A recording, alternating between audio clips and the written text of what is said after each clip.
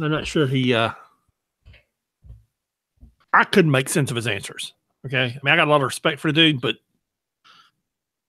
I couldn't make sense of his answers. You know, he was being asked direct questions and then he'd ramble for like 5 minutes. I was like, okay, I guess that's an answer. Maybe. Why? Because he's old? Yeah. I mean, it's just, I think in his mind, he had a point that he was trying to get out, but he couldn't get it across. And he's a very well-spoken, well-educated man. He just kind of wound up, instead of answering Chuck Todd's questions, it just kind of wound up being these rambling, nonsensical things. Chuck Todd not doing Meet the Press throughout the week anymore? I don't know. I've never watched it throughout the week. Hey, Turd's been doing it for a little while now.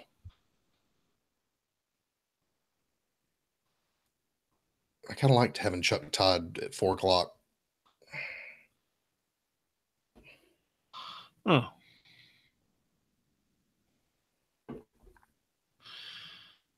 Yeah, well, there you go.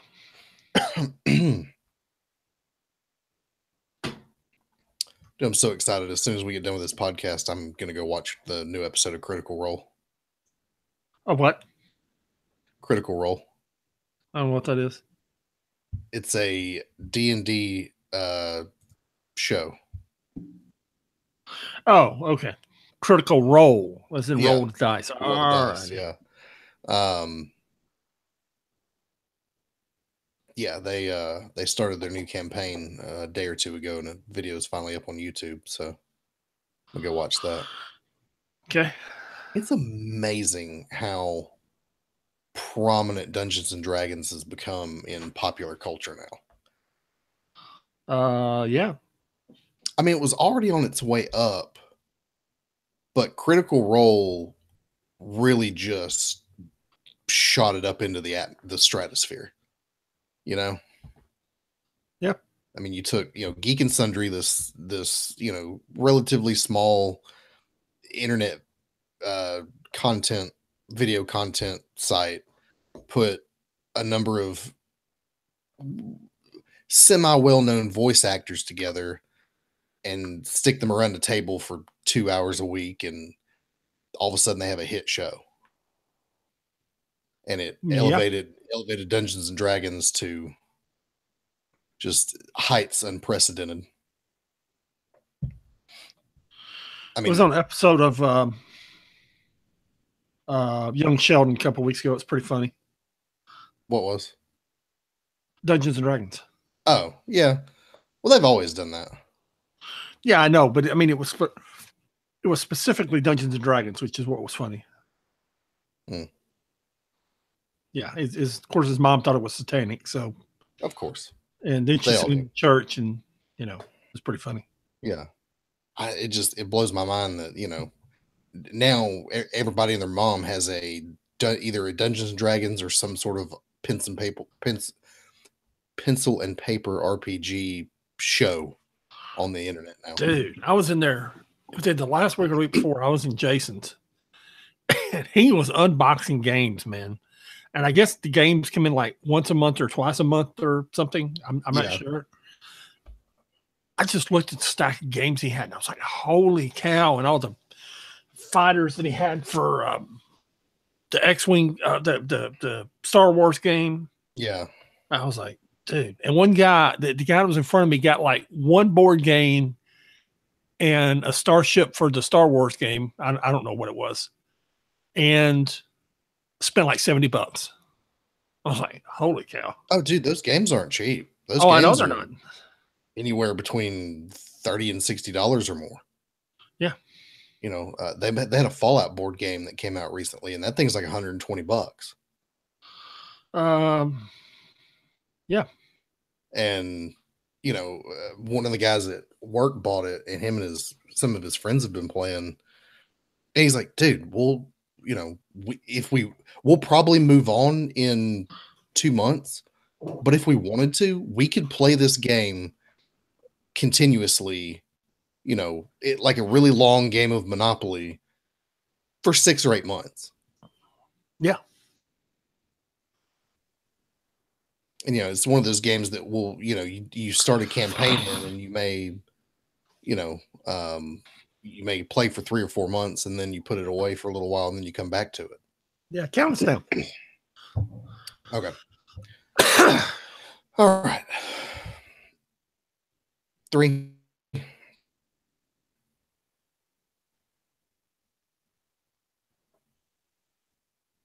What is up? This is the 6 Month Behind podcast. I am Pat. And I am Sean.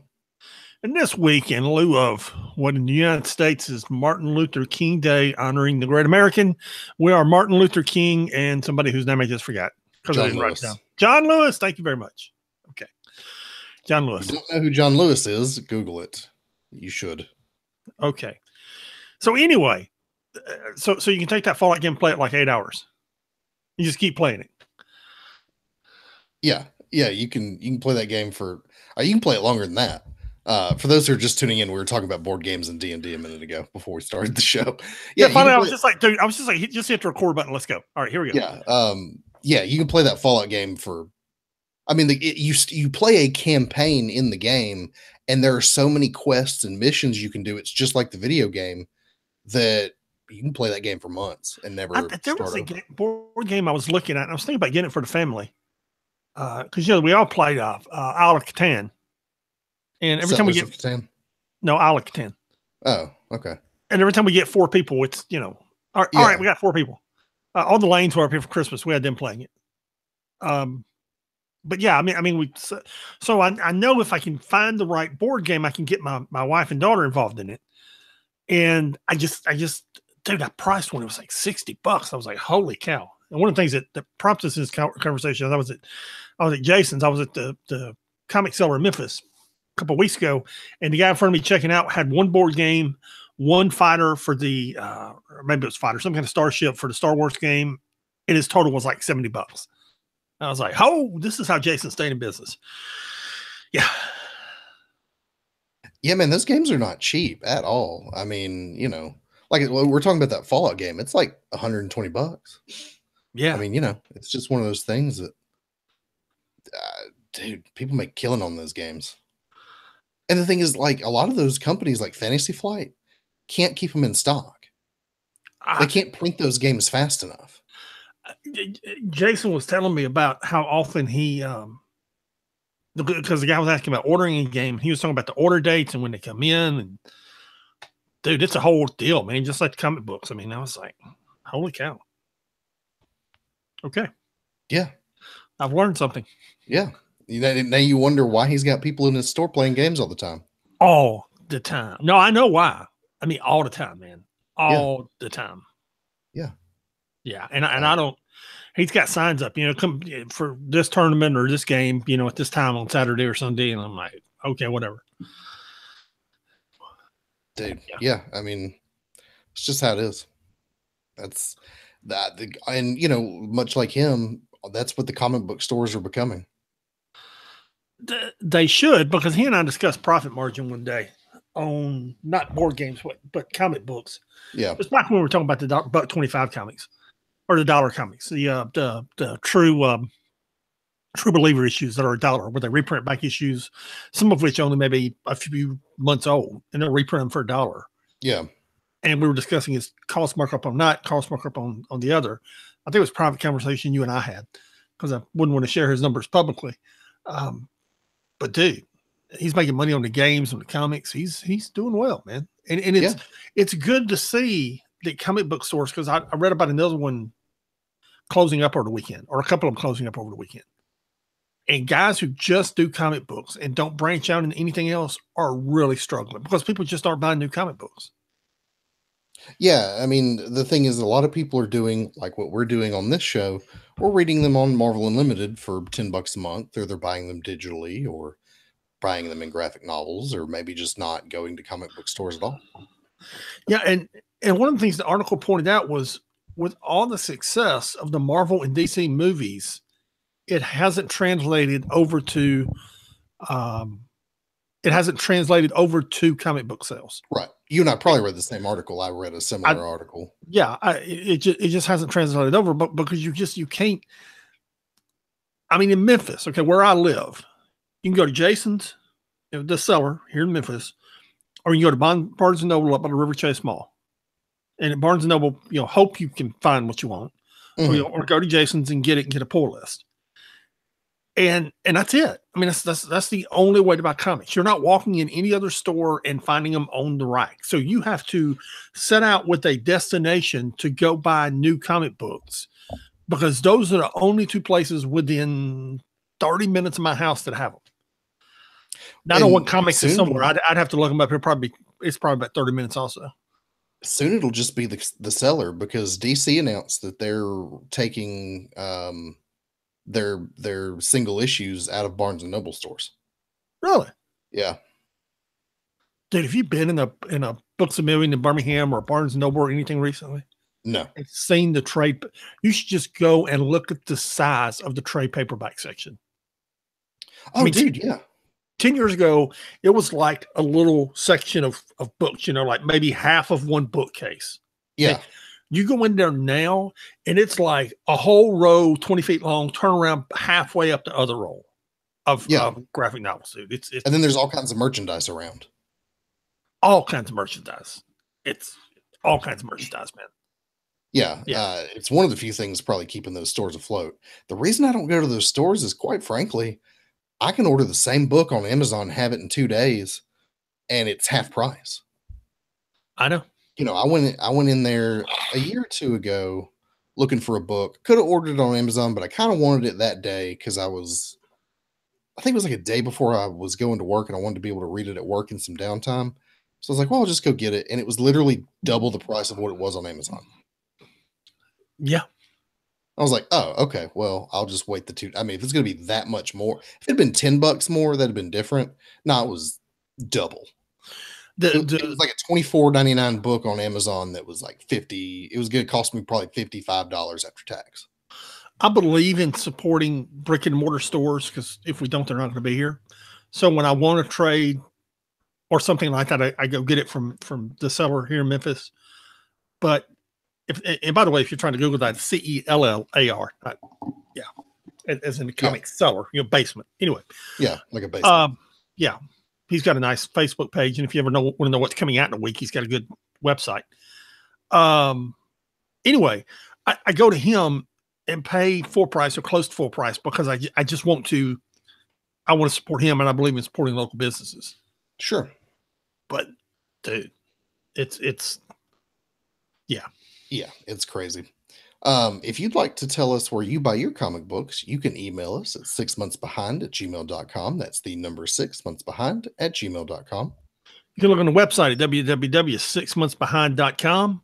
Speaking of comics, that Phoenix book we've been talking about for weeks, that we're completely spoiling everyone, because we do discuss spoilers on this show. Yeah. And if you don't want spoilers about the books that came out on Marvel Unlimited for the week of 1/8/18, you're probably in the wrong place. So either pause it and go read the books, or come back later, and we'll still probably tell you something you don't know, but that's life. Anyway, that Phoenix series really got good last week, man. Did it? That second was kind of like, That third issue was good, man. It was good. I haven't, apparently they just sold the first issue for 99 cents to get people in. The rest of them have been full price on Comixology, so I haven't dipped into it, but I may I was gonna say I may go by this week and see Bob, but at Bob's Comics here in Birmingham, but yeah, we're gonna be iced in, so that's not happening. We'll figure something out. Yeah. Yeah, I want to read it, but I don't know, man. Paying $4 paying $4 a pop is just really hard. Yeah, I have a budget, so I'm used to it. Yeah, I hear you. I basically spend $10 a week and get what I want. So yeah. Speaking of overpriced comic books, so apparently Marvel Legacy really fell off a cliff in December. The sales for those books really took a dive. And, it's funny because Marvel Legacy #1, when it came out, was actually selling better than Metal #1, which is that Batman book that DC's doing that everybody's raving about. But some of these legacy books have just, I mean, tanked. Spider-Man Renew Your Vows was number 16 in November. In December, it was 102. You know, you choose my words carefully here. You have Secret Empire, and then you have Secret Empire Omega, which is the recap issue. Right about that same time, you get Marvel Legacy. And then they do this thing, and I forget what it was called, where they match up old heroes of the Marvel Universe with new heroes. Mm-hmm. Like they took Kate Bishop and put her somewhere on a desert island with Clint Barton before he knew who Kate Bishop was. And like they had Riri Williams. Remember when Iron Man was the Sorcerer Supreme? Mm-hmm. And that when they had Riri go see Iron Man in the future. So she like winds up in the future. But what happened is you go from Secret Empire to Marvel Legacy, the one issue, then to these, and I'm really trying to avoid spoilers here. These let's call them Elseworld books. Okay, let's just call them that. All right. So then you got those for a month where every hero is kind of doing this. You're like, oh, okay, whatever. And then what you expect is you expect to pick up with the stories that they launched in Marvel Legacy. Well, the problem is let's take Wolverine for instance. Okay, that character appeared in Marvel Legacy, so everyone expected to see that specific Wolverine version of Wolverine immediately afterwards. Dude, he's like making guest appearances in books in January and February, and he's really not going to show up to books that are shipping in April. So you teased his coming in, what was it, September? I think October. Mm-hmm. And you're really not going to see him until the Avengers movie comes out in May. That's really when he will make his appearance in Marvel Comics. And that's not one storyline they did that with. They did that with the whole book. They teased this great Avengers storyline. And I sent you a picture of it just as a tease a while back. I don't know if you caught on to it or not. But it's like, oh, okay, this is going to be a great story, Avengers storyline. And it's just kind of there, man. And they're not even addressing it now. It's a convoluted mess. Yeah, I mean, just to give you an idea, Punisher 218 was number 15 in November, number 71 in December. Captain America was number 7 in November, 30 in December. Old Man Logan, number 31, was 17 in November and 32 in December. Yeah. I mean, you got, Spider-Man was number 23 in November and 69 in December. I mean, you've got your big mainline titles taking a dump. Yeah. Yeah. It sucks. And also apparently there's some moving around of Marvel executives going on. I read this on Bleeding Cool. They didn't have a whole lot to say, just that there's some big rumors swirling from reliable sources that you're probably going to see more executives either move around at Marvel or leave altogether. That wouldn't surprise me. Doesn't surprise me at all. I mean, because right at this moment, like today, you have time to write a story, get it drawn, and get it out by the time that the Avengers Infinity War hits theaters. But every day that goes by, you're missing that opportunity. Yep. And you're just a couple of weeks away from reaching a point of no return where, okay, we can't get a book shipped in May. It'll be June and then July before we get a book out. I mean, so they have to address this mess. Yeah, absolutely. Another mess they're having to address is Stan Lee. Stan the man. For those who don't know, there have been multiple allegations of sexual misconduct against Stan Lee in the last couple of weeks. One of which was witnessed by a guy who works in the industry it was like a meet and greet kind of thing with Stan and like, some writers and artists and stuff like that. And, he went to have a photo op with Stan, he and his wife, and Stan grabs the guy's wife, pulls her into his lap, and gives her a big old kiss right on the mouth. Well, that's what you did back in the 70s. And, at 95, that's probably where Stan Lee still thinks he is. Yeah.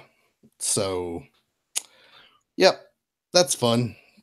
Yeah. Stan Lee's a creepy old dude. Which, like, you kind of, in the back of your head, maybe you always kind of thought he might be. But now you know. And that's, that sucks. Yeah. At the same time, I'm glad we live in the kind of climate now where a woman can speak out about it or make allegations and she doesn't get, death threats. Well, or maybe she does, but at least they're she does, because if you go on the boards, there's a lot of people saying, well, he's 95 years old, just give him a break, leave him alone. Yeah, being 95, I don't think makes a difference, or any age. I understand, but I'm just saying that's what they're saying. So to say that they're not going to get death threats or get have issues with it, at least they're being believed. Yes. Yeah. Anyway, so there's that. That's your Marvel news for the week. Stan Lee's a perv and Marvel sales are in the dumpster. But the Phoenix book is good. Yeah, the Phoenix book is good. At least there's that. Yeah, I'll tell you what. I buy the Defenders. I buy that Phoenix book. I'm buying 2-in-1, which I probably get a second issue of this week. Marvel 2-in-1, and I buy the Avengers. Yeah, which is actually a Fantastic Four book. Okay, I'll tell you how bad that Avengers was, and dude, it's some issue 675 that came out last week. It's where they take the Avengers to shipping weekly, and this is launched with this big 12-issue event. And my book is so bad, it's still sitting beside my bed, half read. I mean, I guess tomorrow when I pick up issue 676, I'll go back and finish 675. But I was like, what are we doing? That's a bummer, because Avengers is really good right now. I know. And maybe it'll get better. It was storylines they had done recently, very recently, with all these characters, and because they're taking all the characters and putting them in this book, and it was just, I don't know, man. It didn't, didn't do it for you. No, and me, man. I'm a big Avengers guy. I'm a big Marvel guy. I was really looking forward to this. That's why I've got it on my pull list. Yeah, which is, I mean, if you're excited enough to buy it off the stand, you're expecting it to be really good. And I give it a few more weeks, man, and then I'm not going to pay $4 a week for it. Nah, I don't blame you. So anyway, this week we have all kinds of books, man. We got Spider-Man books, we got Secret Empire books, we got X-Men books, we got 616 books, man. We got all kinds. So we even have Inhuman books. Look out! I hope you read that. Who was supposed to read that? You were supposed to read that. Oh, was I? Yeah. Okay, I may read it while you're talking about something else. Okay. I skimmed it, but that tells you how excited I am about it. Yeah, I skimmed it. But for now, you can tell us about Avengers #9. This is actually a good book, because the question is, where is Thor? And we're talking about Jane Foster. Right. We're talking about the Jane Foster Thor. And apparently when they hit her with whatever they hit her with during Secret Empire #1 or 0. Yeah, I think so. I guess it was 0 or New Comic Day. She got transported to another dimension, basically. Doesn't have her hammer. Of course, because the hammer is still back there with Steve Rogers. And she's trying to get home. And the question in this issue really is, okay, she's still Thor. She's still big and strong. She's still control lightning, but she doesn't have her hammer. And she has to question, am I really a hero here? And of course, she winds up going on this mission and saving this dude. And, yeah. Kind of freeing the world. It's got a weird world vibe to it, to me. Yeah, and I wasn't crazy about the art. I don't know who did the art for this issue, but It's Mike Del Mundo, I want to say. I don't. Anyway, it wasn't great. Okay, I enjoyed it. Did you? I enjoyed it more than I anticipated. I'm not the biggest Thor fan, but I enjoyed it. Yeah, that's Mike Del Mundo's art because that's the dude who did World Yeah. World, which is why it made me feel like this was a Weird World book. I think Yeah, that's okay. what I I didn't like. like the art in Weird World either. Okay. Yeah, Well, maybe that's how I knew it was Mike Del Mundo. Okay. It just wasn't. Don't get me wrong. I really enjoyed the story because I got to see where Thor is and what she's up to and what they did to her. But it wasn't great. Yeah. Also, it's a Thor story and not an Avengers story. Well, yeah. I mean, it's we're a store, so yeah. Anyway. Yeah, it was. I enjoyed it more than you did, I guess. Yeah, it was all right. Yeah. Then Champions number 10. By the way, these are all Secret Empire tie-ins.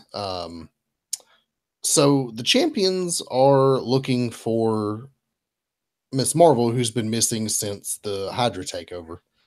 We're also introduced to this community of Inhumans in New Mexico, and something's going on with this mailman.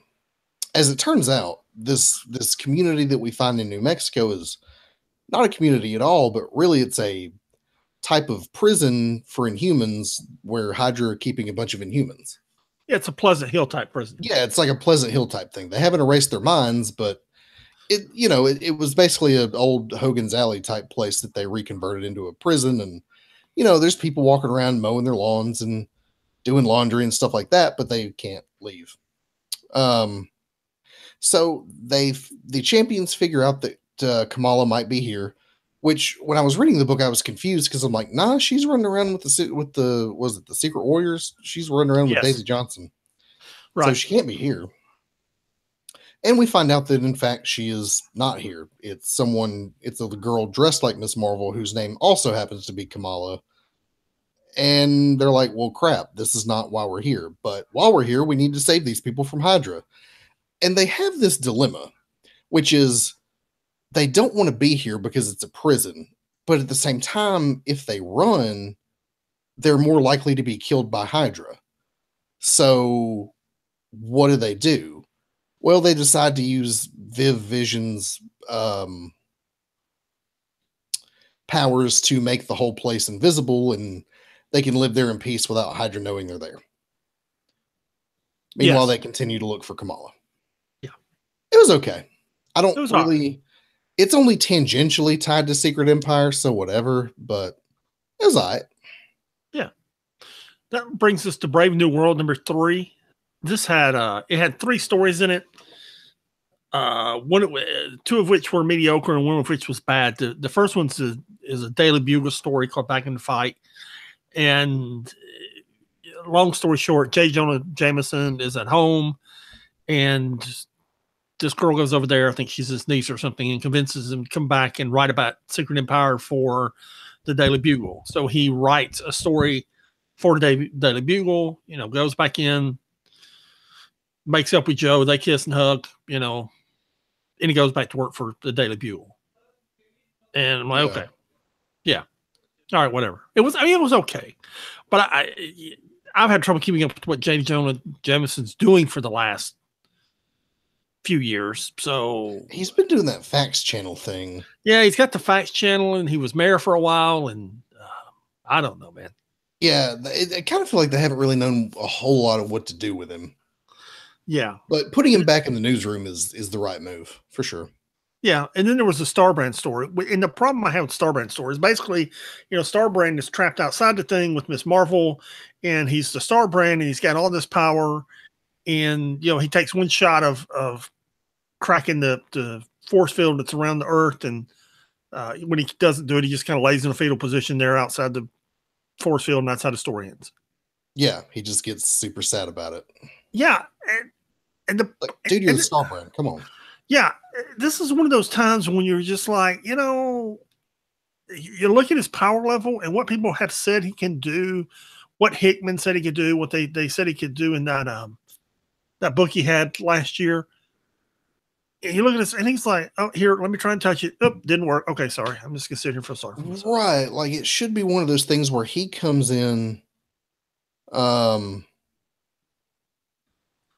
in touch with the earth. What happens if I blow up the generators? Okay, that's just it. Is like he should be the one who's able to come in and actually blow a hole in the thing. Right. I mean, I'm sitting there thinking, and I understand for plotting, you can't have the shield go down. I understand that, but don't write a stupid Starbrand story.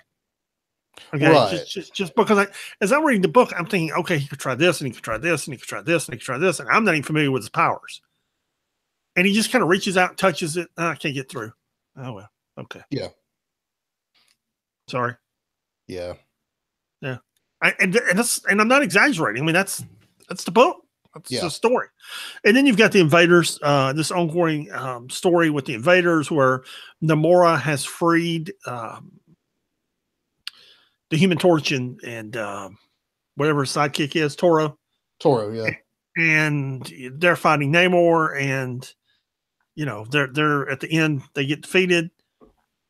And I kind of know what's going on behind the scenes, but it's a good fight book, and this is going somewhere. And we've seen a Namor focused story in every issue of this book so far. So I assume they're doing something with Atlantis and Namor. Yeah. So this is issue 3. It's going somewhere. Okay, fine. Yeah. Yeah. It was all right. Those are all the Secret Empire books we had this week. Do we get a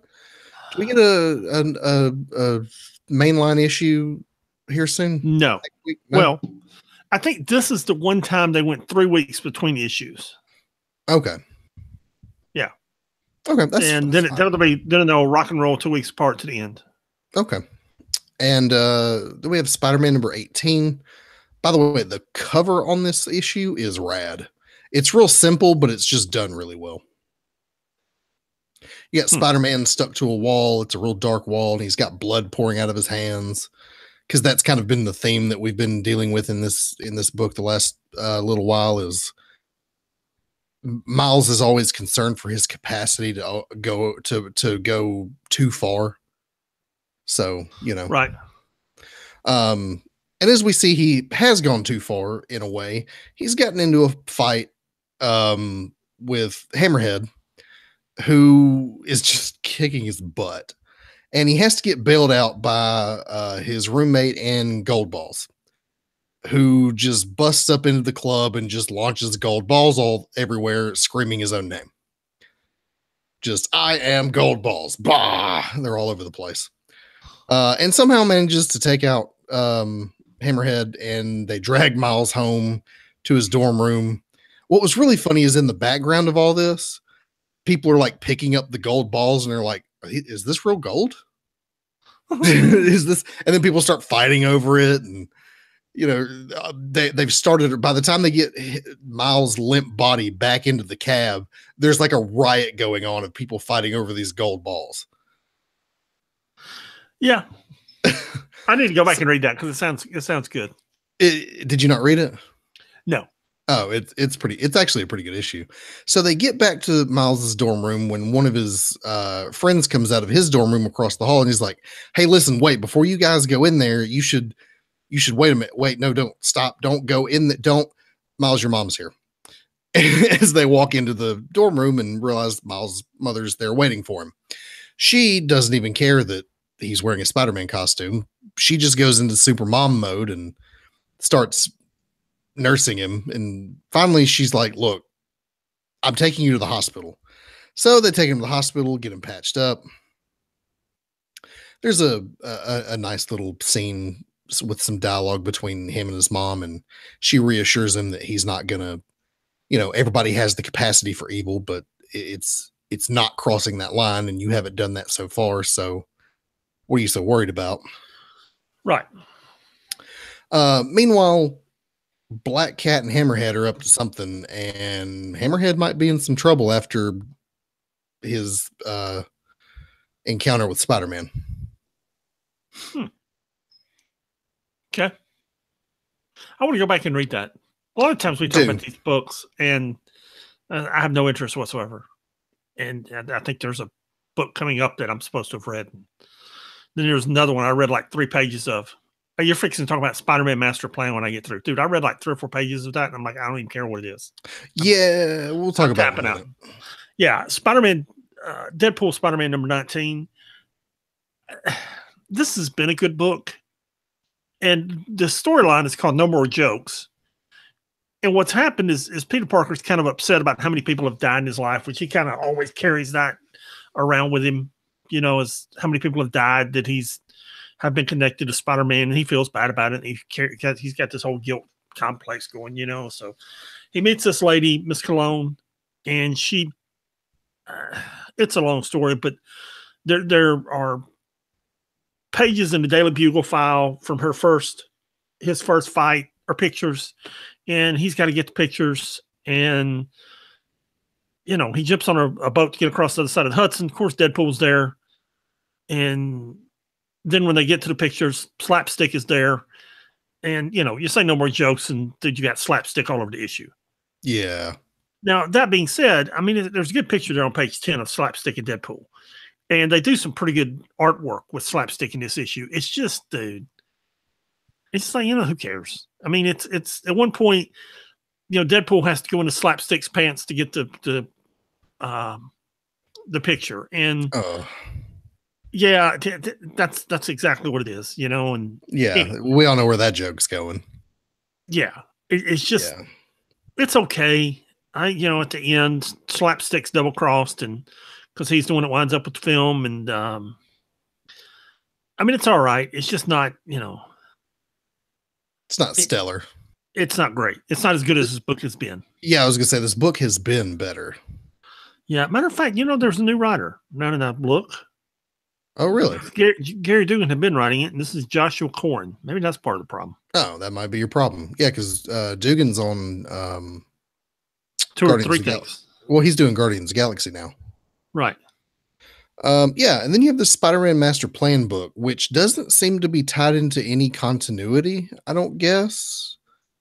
But it's a very young teenage Peter Parker trying to do things, and he's got tickets to see Hamilton tonight, and he's excited when his spider sense goes off, and he has to stop a crime, and that just keeps happening over and over and over and over and over and over and over, and he misses his big show, and he's upset, and then it occurs to him, you know, all these crimes are happening. It's way more than it should be. What's going on? So he finds out that something's going on in Stark Tower. He runs into a villain named Master Plan, who he throws down with for a minute. Turns out Master Plan is working for somebody who hired him to tip off a bunch of low-level criminals to all pull crimes at the same time so that they could pull off a bigger crime without arousing suspicion. Anyway, whatever. By the way, this story is only about 18 pages, and the rest of this 36-page book is a reprint of Spider-Man's first encounter with the Vulture, which is probably the best part of the book. Okay. Yeah. Yeah. Yeah, if you ever want to, you know, the Vulture was a big villain in Spider-Man Homecoming, so if you ever want to see his first appearance, here it is. It's whatever. It's not one that I would be picking up off the stands. They seem to be like to like doing these one-off Spider-Man series every now and again. Yeah. Yeah. Okay. I got 3 or 4 pages in, and I was just like, I got better things to do with my time. Yeah, I don't blame you. Had I not been assigned to read it, and literally what we do during the week is like the books come out on Monday, you know, and by Monday night or Tuesday, we've like read the books that we really like. Mm-hmm. And there's kind of the books that we kind of like. At least this is what I do. Then there's books that we kind of like. We're like, okay, well, let's read these. And then at the end of the week, one of us goes through and assigns the books as to which one of us is going to review it. And I usually just start type. If I'm doing, I just start typing alternate all the way down. And there's a place somewhere where I do 2 books, but it's to get you 2 books in a row, but it's to get you on another book. So you don't wind up doing like, so anyway. And when I get through assigning them, I look at it and think, oh, thank God I didn't have to read that Spider-Man book, or whatever the book may be that week. I'm like, oh, dude, I didn't want to read that. Now I don't have to. He can talk about it. I can sit here and say, and maybe flip the pages while while he's doing it and act like I know what I'm talking about because that book just sucked and I don't want to read it. Yeah. That's kind of how this works sometimes. I do that with you sometimes too. Most of the time I try to take into account books I know you enjoy. And so I will try to assign you the books that I know you'll like. Yeah. But it always ends up one of us has to review a book we really don't care to read. Yeah, always. Yeah. Like I got Black Bolt this week. And I'm going to tell you now, I didn't read it. I'm sitting here looking at it. We can jump to it. We'll jump to the Inhumans instead of the X-Men, which the X-Men were up yet. Next, I don't even know or care about what's going on in this Black Bolt book. The art isn't appealing to me. He's still stuck on this prison planet. He's still trying to get off. I don't care. Yeah, there's a weird reveal at the end that I didn't understand. So, I'm trying to figure out who that is. I don't know, but it's a bunch of body parts. It's a bunch of body parts floating around in bubbles. Yes. It's a giant head with equally giant body parts floating around it in bubbles. And understand this is a prison, so that's its prison. I don't know. Yeah, I don't know and don't care. Yeah. How about that? Yeah. Yeah.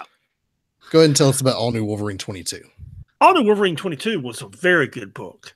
This whole series has been really good.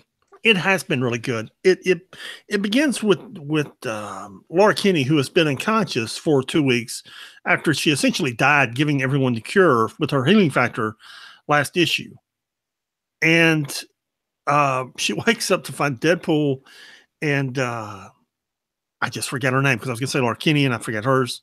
What's her sister's name? Gabby. Yeah, find Gabby. Deadpool and Gabby sitting there bonding. And turns out over the course of 2 weeks, they've bonded a lot, and Laura's just not happy about it. It's just not at all. And she wants to find out where the virus came from and not only where it came from, but who attached her name to it, who sent the alien to Earth, all these things. And I mean, there's just some good stuff in it. She hitches a ride with Guardians of the Galaxy and the Wolverine and Rocket Raccoon sit there and sniff each other, and Rocket's like, okay, he's good. The interplay between Rocket, Groot, and the Wolverine is really funny. Well, and there's a page. It's page and this is good writing. This is when your writer and your artist have to work together, because it's page 11 where what you're doing is you're facing Star-Lord and Laura Kinney, and it's probably the same. It looks like Star-Lord's expression changes a little bit, but not much. But in the background the whole time, what's the Wolverine's name? Anyway, he winds up trying to eat Baby Groot.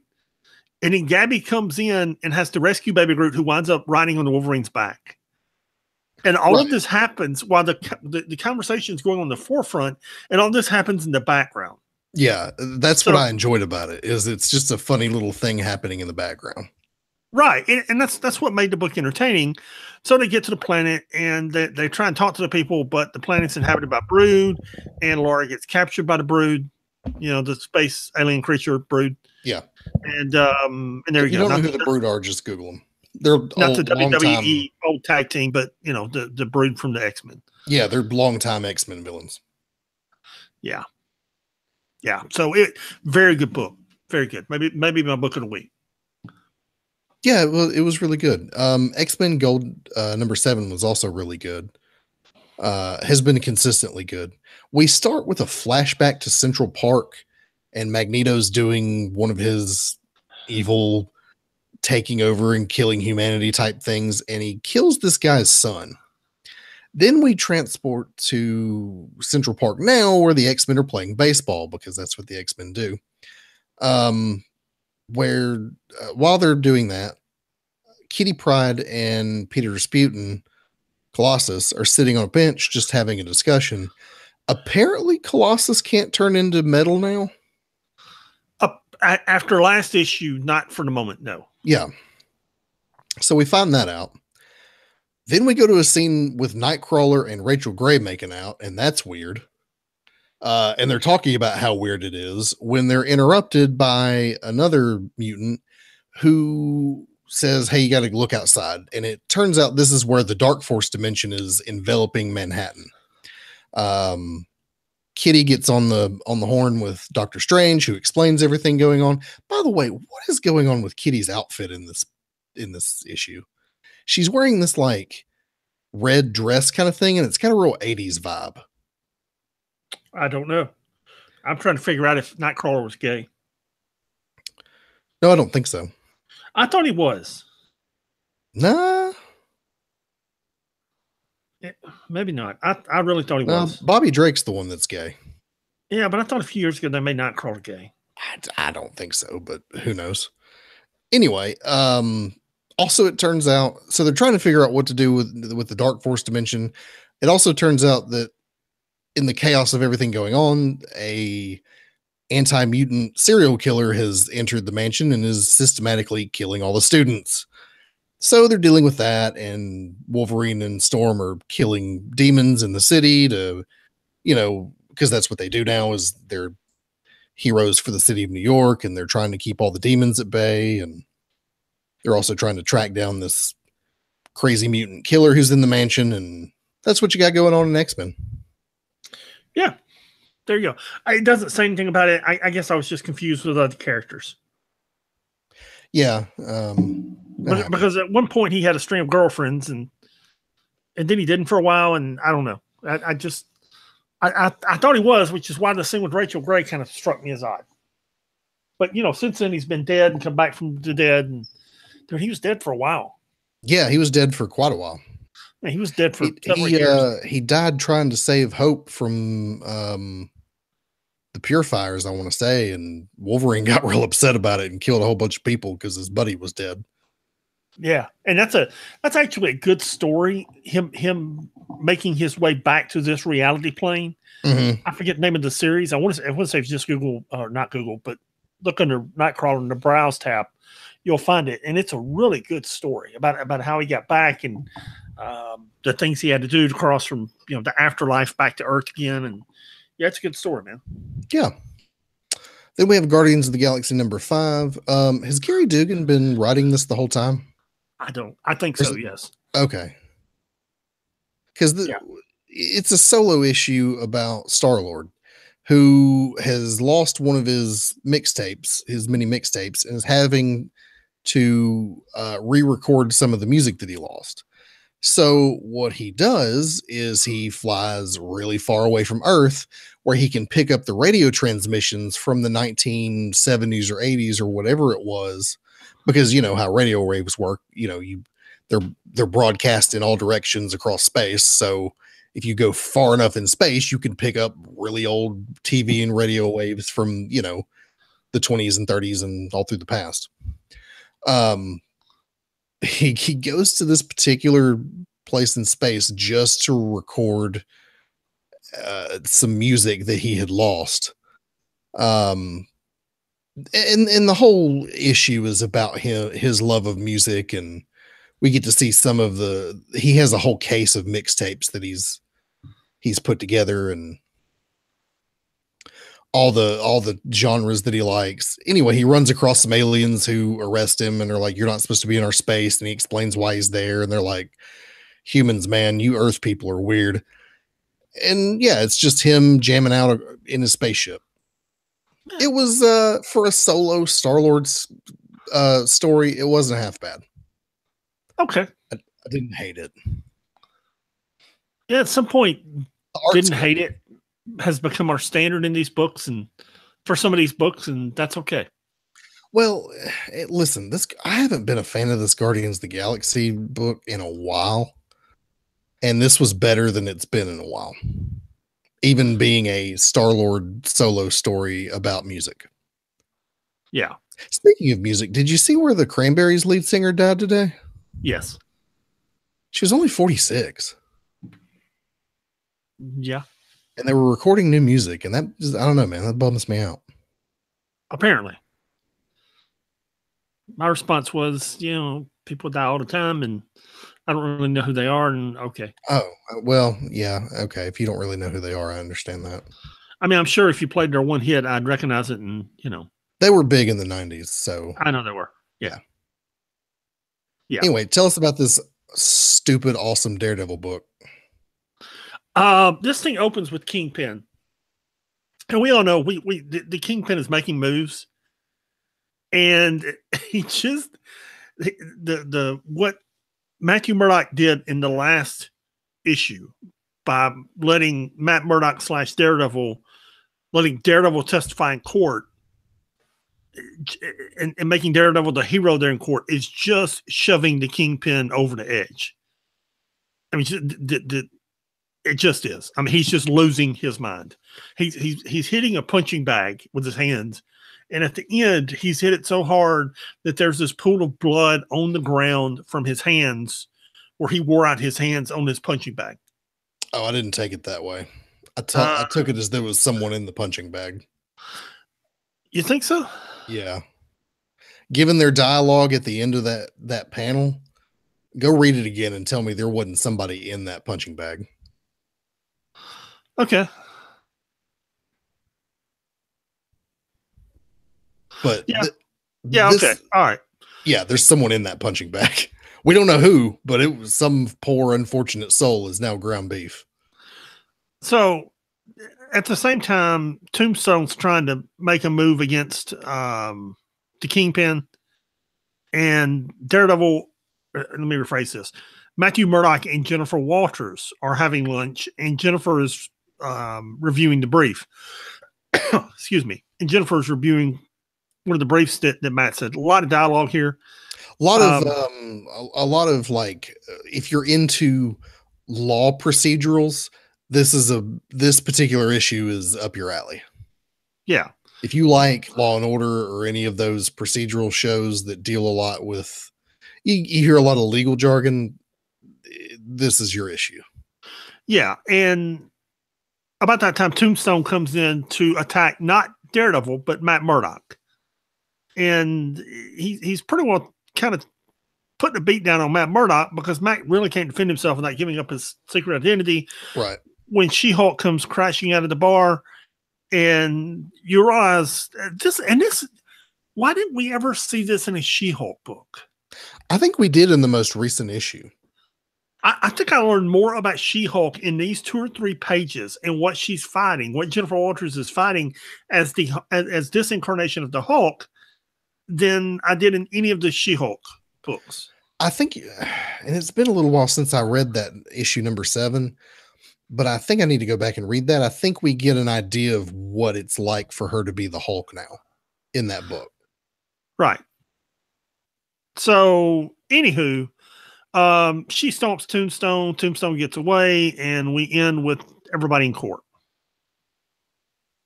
Yeah. Yeah. Which, by the way, the art in this book is great. The writing is good. You're getting your superhero action plus your lawyer jargon. Man, I love this book.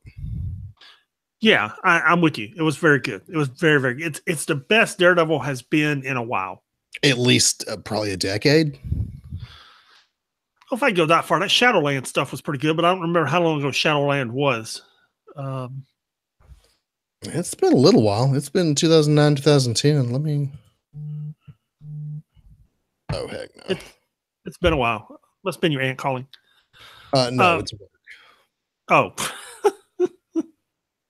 For those who don't know, we live in the Southeast. And in the Southeast, you don't get snow. Southeastern United States. We don't get snow. Okay. If we would just get snow, it would be one thing. What we get is temperatures that hang right around in the 30s, and then they dive into the 20s and high teens. So you have rain that becomes sleet, that becomes freezing rain, that as the temperature drops, all the water freezes, then the freezing rain hits the power lines, and limbs and trees start falling, and limbs start falling, and we have ice storms rather than snowfalls.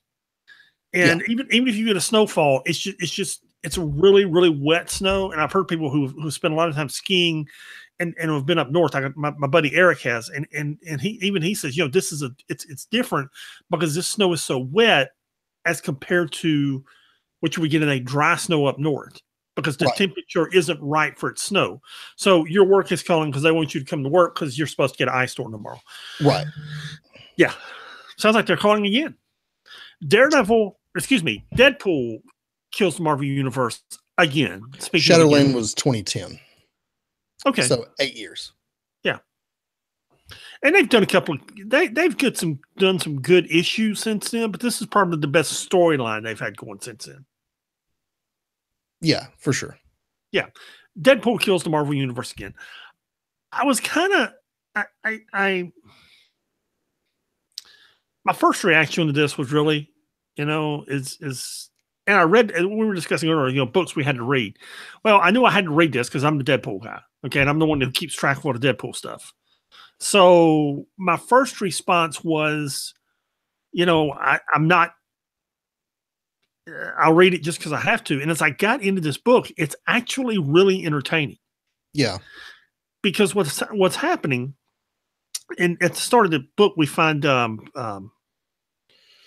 Gambit, Remy LeBeau, dead. And there's a team consisting of Jessica Jones, Kate Bishop, the Punisher, Cable, Moon Knight, and Misty Knight going around to all the dead heroes. And he's not the first, by the way, and figuring out what happened to him. And on page 7, you realize what's happened, which is Deadpool sees himself being attacked in page 7, and the art changes. The art changes, the color changes, because you see Deadpool being attacked, and in his mind, he's got to defend himself. So he defends himself against all these villains, and what he sees are Hands Off Girl, Sparky, Raptor Cheetah, Dr. Voodoo Doll, and the Brainwave Ninja. And he attacks him and puts him down. He kills him. And at the end, it turns out he's being brainwashed, and he's really killed all the Avengers. Or the Uncanny Avengers. He's killed Rogue. He's killed Dr. Voodoo. He's killed all these people, and you realize he's being manipulated, and his head's really being messed with. So then, of course, you got the team of people that are looking for him, and at the end, dude. At the end, he takes out all the gods of Olympus, and it's really good, man. Okay, cool. Then I didn't read this. I was going to wait for your review to see what you thought of it, and then go back and read it. It's a what do we call these alternate reality books in Marvel? DC calls them Elseworlds books. What do we call them in Marvel? Well, the thing with the Marvel ones is they're always happening on some other Earth in the multiverse. They may not give you a universe number, but they're always happening somewhere in the multiverse. Right. And what you find out at the end is his Deadpool skills and the killing of heroes is being auctioned off by a villain, and he's surrounded by other villains there. And they all are placing bids with the villain who's controlling Deadpool to get him to kill other people. Okay. So it was really a very good read, because my first thought was, this is bad.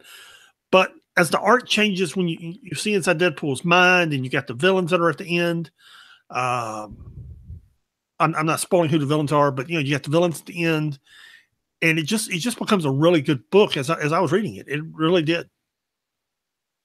That's cool. Yeah. Okay, cool. Yeah, because the Deadpool Kills the Marvel Universe was a huge hit back in the day. I say back in the day, like 6 years ago. So I could see them trying to do this again. And I guess it's going all right, at least for the first issue. And, and we both probably thought the same thing we saw, which is this is a Deadpool money grab. Yeah. And in a way, it kind of is. But at least it's a well-done money grab. It's well done. And I don't mind seeing 15 Deadpool books or 15 Batman books or 15 Spider-Man books if they're good. Yeah. Okay, if each one of those books is good, I'll take all of them you got. But the problem with Deadpool is it's often very bad because people don't know how to write him. Right. So, and it's just, hey, Deadpool, let's buy this. Yeah, let's buy it and make a bunch of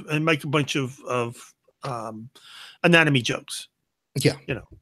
Let's have him go into slapsticks, the front of slapsticks pants looking for stuff, you know. Right. Or, and that's, chimichanga and fourth wall breaks. Right. And nobody really knows how to do it. And in this book, which I believe was written by Colin Bunn, I've already moved on to the next book I'm reviewing, but I'm almost positive it was written by Colin Bunn. Really good book. I mean, it's just, yeah, it was. So, anywho. Yeah. Then we have Hawkeye number 8. This is following Kate Bishop's Hawkeye, if you haven't been reading this. This issue has been better than the last 7. So maybe it's on the upswing. So she went to this building and fought a bunch of goons expecting to find Madame Mask at the top, when instead she found her father, who she does not have a good relationship with, who's basically a supervillain. And they have a discussion about why he looks 20 years younger than he really should, and how he got a new body and now he has superpowers and there's powers of suggestion, and she's just not real into that, and she makes her escape, and all she really wants to do is go home and go to bed when she walks into her office and there's somebody waiting on her who is a very young girl whose father's missing, who has come to her for help. And it hits so close to home that she decides, even though it's like 2 a.m. and she's been up for 23 hours and is banged up from the fight and emotionally a wreck, she's going to take on the case. So we'll see what happens. Yeah. Yeah. That brings us to Iron Fist number 5, which was a very good book. Very good. This is, there have been some attempts at Iron Fist, Luke Cage, Heroes for Hire the last few years that haven't been good. This is surprisingly good, man. The art in this book is magnificent. The coloring is magnificent. The story is good. It's just really good, man. Did you read it? It's really good. I mean, just thumb through it and look at the art, man. It's anyway. Danny is still on the island facing the trial of the 7 masters, and he's confronting the masters to say, "Look, I'm over this. You've read your contest. You've killed some of your own people. We're going to end this now." And that they determine he has to face one last champion. And you get this guy's history of Kunlun and who he was and why he didn't become the Iron Fist and his friend did. And he basically became the guardian of Kunlun and the Iron Fist. So every time somebody would want the Iron Fist, they would have to fight this dude. And apparently not many people made it past him. He was like the final trial to become the Iron Fist before you went and fought the dragon. And he eliminated most people who wanted to become the Iron Fist. So he's on this island and he's like, look, because the people on this island see themselves as the rightful inheritors of Kunlun. And they see Danny Rand as an outsider, a Gaijin, who doesn't deserve it, who doesn't deserve the Iron Fist, doesn't deserve to be part of Kunlun, doesn't deserve any of it. So after you get all that backstory, these two dudes start fighting, and it's a great fight scene, and you wind up seeing who's corrupted on the island. Of course, Danny Rand wins, and at the end, he's like, look, I want to put Kunlun back together again. I want to reestablish Kunlun. I want to find it first. Then I want to put it back together. I'm going to need help. And now that we've eliminated the people here who are evil, you people are good. Why don't you give me a hand here? And, I think they're going to. It was a good story. It was a very good story. It was a good 5-issue arc. It was a good conclusion to the story. It was really good, man. It was really good. Oh, is this the last issue? No, this is the last issue of this arc. Oh, okay. All right. Yeah. Rad. Okay. I'll go back and read it. Yeah, this is one of those things. Now that it's out, if you haven't read it yet, go back and read all 5 issues, and it's a great way to spend a couple hours. Too bad the Netflix show wasn't more like this comic book. I think the Netflix show was very good. It wasn't bad. It wasn't great either. That's just me. I read an article this week, and again, you may have read it on by Rotten Tomatoes. No, about Rotten Tomatoes. Excuse me, about Rotten Tomatoes and how critics review things one way, and then audience members review it another, and why Star Wars was so flip-flopped, and it's into the inside of how Rotten Tomatoes work and how they judge movies. And Yeah. they watched like the first couple of episodes of Iron Fist, maybe even the first 6 episodes, said it sucked. Everybody believed it sucked. And it took a week or two for people to realize by word of mouth, this really isn't this bad. And it's really one of the most heavily streamed shows on Netflix for a period of time. But nobody realized it because the word of mouth was so bad from the people who reviewed it that it didn't get a fair shake. Yeah, you're seeing a lot of that with Rotten Tomatoes in particular. And I didn't read that article, but I've noticed that trend that whatever the initial reviews on Rotten Tomato are for the first week, is what everybody just parrots it, whether they've seen it or not. And we're not just talking about people like me and you. We're talking about AV Club and New York Times and Washington Post and Vanity Fair and all these entertainment websites that people read. And yeah, I think people put entirely too much stock into not just critic reviews, but Rotten Tomatoes in particular. And I have to wonder, in the case of Star Wars, if these reviews aren't shading people's that was the point of the article. And we're not to our Star Wars books yet. We'll get there eventually. Yeah. With Star Wars, it was upside down because the critics loved it. It received a great Rotten Tomatoes review. It was like in the 90s, I think, high 80s, low 90s. It received a great Rotten Tomatoes review. Then the audience went and saw it, and they took a crap on it. Just said, no, we don't like this. So the audience ratings are actually much lower than the Rotten Tomatoes, and the inverse is almost always true. Rotten Tomatoes will hate something, then the audience will love it.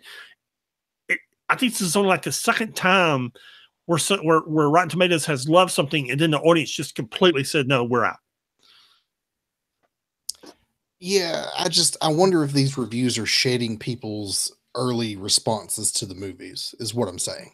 People hear their friends say, oh, Star Wars was bad, so they go see it and go, yeah, it was bad, when really they may not have thought that at all. Or they thought it was bad when really, if they had seen it without hearing anything about it, they may not have felt that way. That being said, it's crossed 400 million domestically, 1.2 billion internationally. It'll be fine. Dude, I read an article today. Marvel is spending $1 billion making these 2 Avengers movies. Yeah, I believe it. $1 billion. Now the cost is going to be deferred between each movie. So you'll have $500 million with Avengers 3, $500 million with Avengers 4. Mm-hmm. But dude, combined, it's still $1 billion. It's still $1 billion. I mean, those 2 movies have to do like $1 billion, $1 billion, $2 billion, $3 billion, just to say, okay, we made money. Dude, I think they will. Probably. I'm sure they will. Yeah, I'm sure they will. This is what we've been leading to since Iron Man in 2008. But you let 3 be mediocre, and then people take a dump on 4, and dude, it could all go bad for Marvel. Man, their track record says otherwise. And Black Panther's going to be awesome. And yeah, dude, I ain't worried about it. I'm not either, but I was like $1 billion. Holy cow. Meanwhile, they can't get a Batman movie right over at DC. No. Well, now, first off, all the Batman movies arrived on Netflix this week. All of them. All the way back to the first one in 88 or 89. 89. Those last 3 weren't bad.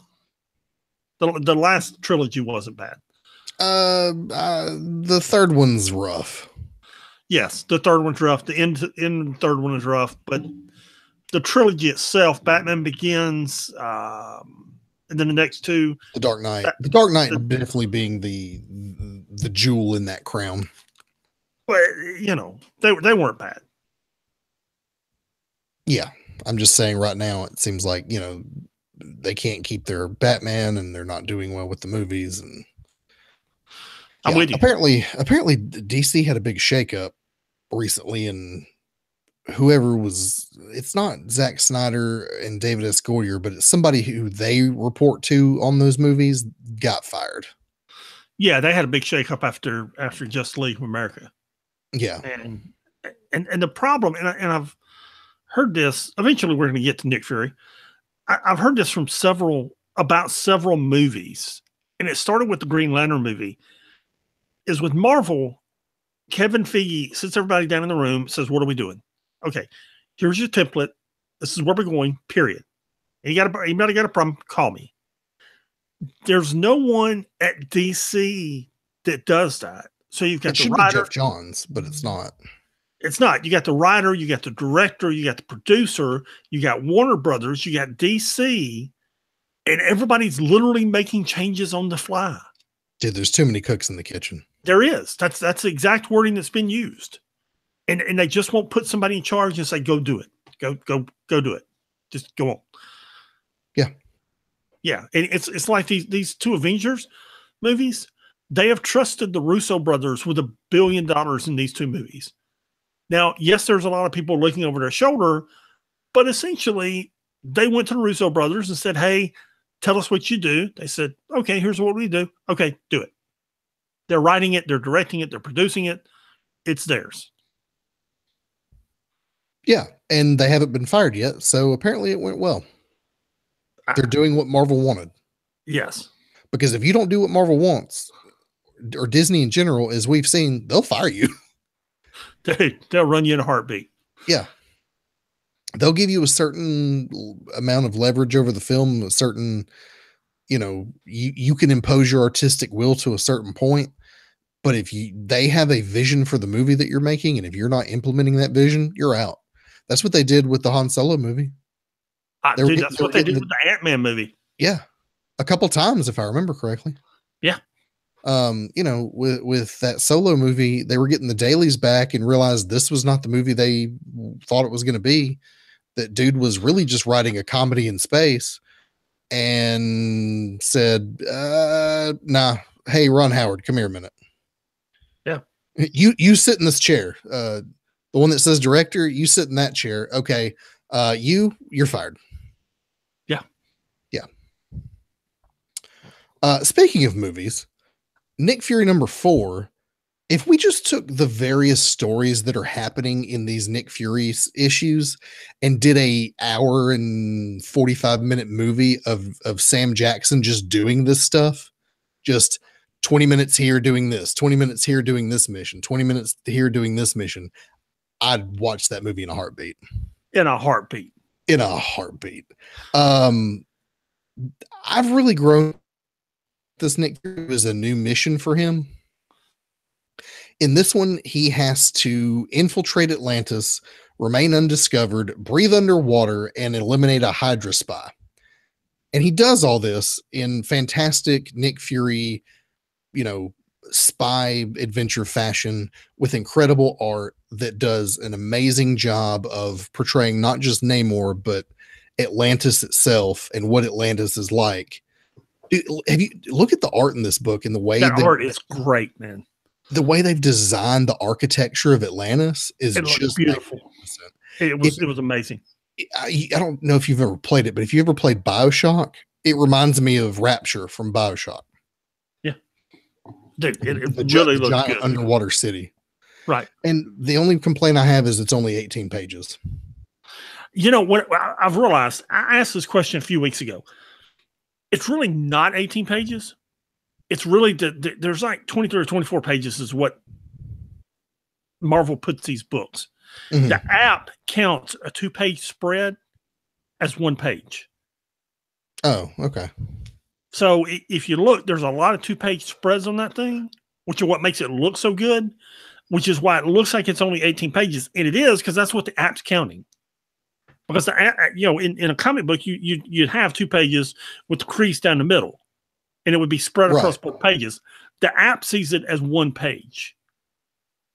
And I figured out after I asked the question on air a couple of weeks ago, I figured out that's what's happening is when there's a 2-page spread, the app just sees it as 1 and says, "Oh, sorry, it's only 18 pages." Well, that's because there's a lot of spreads on that thing because the art's so great.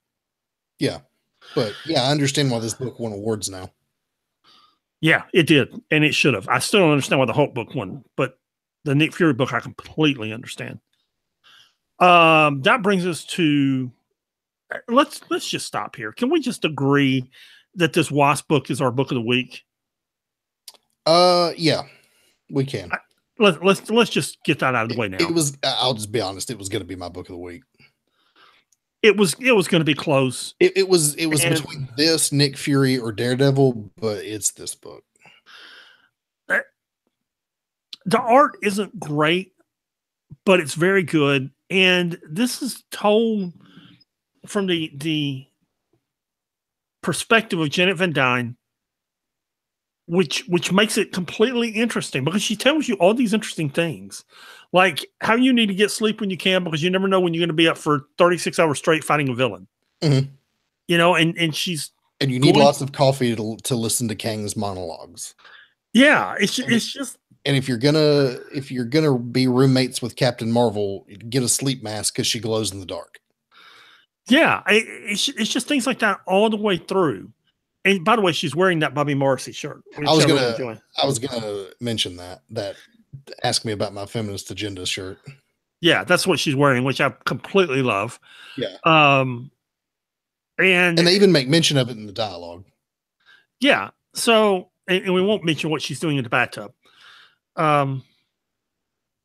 Anyway, she's reading magazines. Yeah, look at what the magazines are. They're like gossip mags. Okay, we'll discuss that off the air. Okay.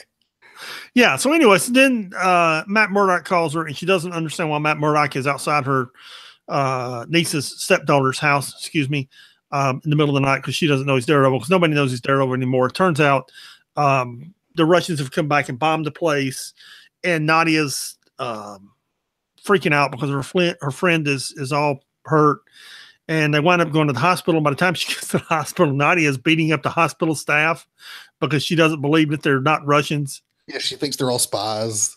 Yeah, so Janet has to get a shield out to show that the doctor really isn't a spy, and then she has to use it on everybody in the room to prove that they're not spies. And it just goes on and on, and you're thinking it's like that Daredevil book. Lots of dialogue, but it's really good. You know, it's good, meaningful dialogue. Then she winds up fighting the new Beetle and Whirlwind and stomps both of them. With Nadia's help. With Nadia's help at the end. Yeah, and it's just, dude, it's a really good book, man. This book has been stellar from number 1, and I'm glad to see it continuing beyond number 7. Reading this, I thought, oh no, I hope this isn't the last issue, but it's not. No, it goes on for a while. Yeah, good. It should. This book's great. Yeah, it really is a good book. Janet gets on the phone and throws her weight around as a CEO and celebrity to give all these girls scholarships and pay for their school tuition, and in order to keep Nadia's little lab going. And and basically buys her a lab and puts all the kids in school so they can all be there together. And yeah, it's really cool. Yeah, it's really good. It's not just from, this issue in particular is not just about Nadia. This issue is more about Janet, and I really like. I'd like this. I hope she's in the book a little more often. Yeah, it was fantastic. Yeah, and here's one of the things I noticed. And you'll notice if you watch, I noticed it in person when I was on cruise ships, actually. But you can notice it on TV too, is comedians they'll give you a joke or a story. And if they're on stage for an hour, the good ones at the 30-minute mark will come back and reference that joke. Mm-hmm. Okay, just out of the blue. Okay, they'll reference. Right. They'll keep throwing back to it. All the way through. And it's just out of the blue. They'll reference their first joke or their first story. And in the middle of this issue, Nadia calls Matt Murdock MODOK. Yeah, which is a throwback to issue 1 or 2. Issue 1 or 2, and they haven't even used the line that many times. Yeah. And it's just funny. I mean, it's just out of nowhere, you throw that joke back in there, and Janet's like, I'm sorry, who?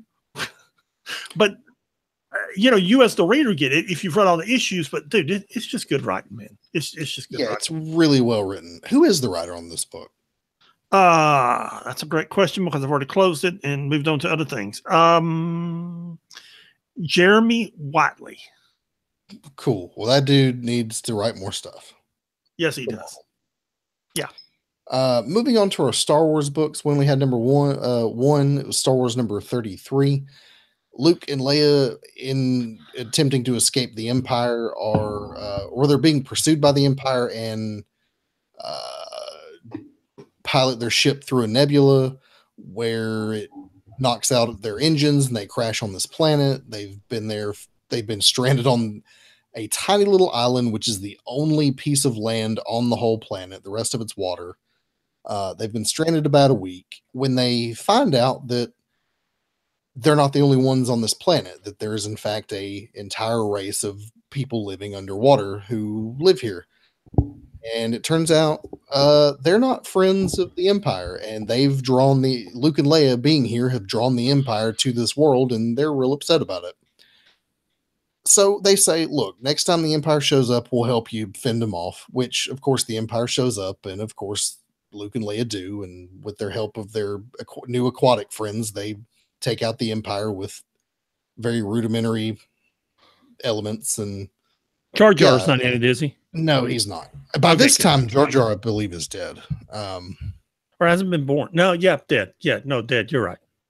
He's either dead or he's so far away from what's happened. He's a senator. God help us. Yeah, I don't think that's even the case anymore. Chuck Wendig did a book trilogy that chronicles the time between the end of Return of the Jedi and the beginning of The Force Awakens. And it really gets into a lot of the politics of what went on between the First Order and the New Republic. Jar Jar gets like 3 sentences in that book, and it's really just to figure out, hey, here's what happened to Jar Jar Binks afterwards. He's basically a homeless street urchin who is drunk all the time and blames himself for the rise of the Empire.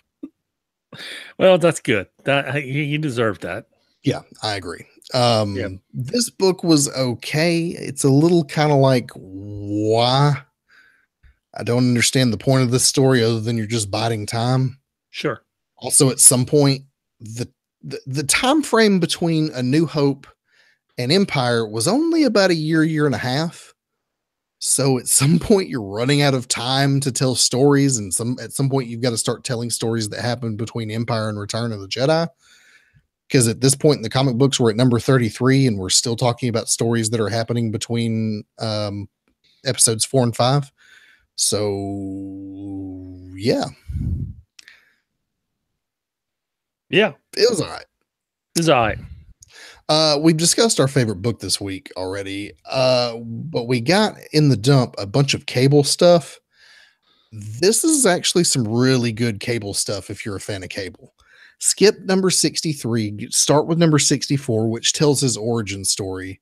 And then there's that annual, which is him going up against Mr. Sinister and Apocalypse. If you like 90s style X-Men comics, especially the art, or just Cable in general, these are the books for you. Read them. Yeah, and for some reason, we got 4 more Black Panther Lexus books, which apparently Lexus is a big... 4? Yeah, apparently Lexus is a big sponsor of this Black Panther book, or Black Panther movie, rather. So they teamed up with Lexus to do Black Panther stories. I mean, they're digital. They're giving them to us for free. Okay, fine. But I flipped through 1 or 2 of them. They're all right. Okay, good. Yeah, good. It's fine. Yeah, that's pretty much everything, I believe. Yep, I believe so. If you want to get in touch with us, you can email us at 6monthsbehind@gmail.com. That's the number 6monthsbehind@gmail.com. The website is www.6monthsbehind.com, where you can find all the alternate covers, old podcasts, anything you want to know. Yep. And I promise we will have another episode of What's Next coming up relatively soon. We've been lagging behind on that, but it'll be there. Don't worry. We haven't forgotten about it. Yeah. And as is our tradition around here, Pat, do you have any wisdom for our true believers before we go? If you haven't grown up by the age of 50, you don't have to. I don't know if that's a rule somewhere, but it should be. Sounds like a good one to me, man. Dude, I gave up on growing up in my 20s. I'm right there with you. Yeah. All right, y'all. We'll see you next week. Peace.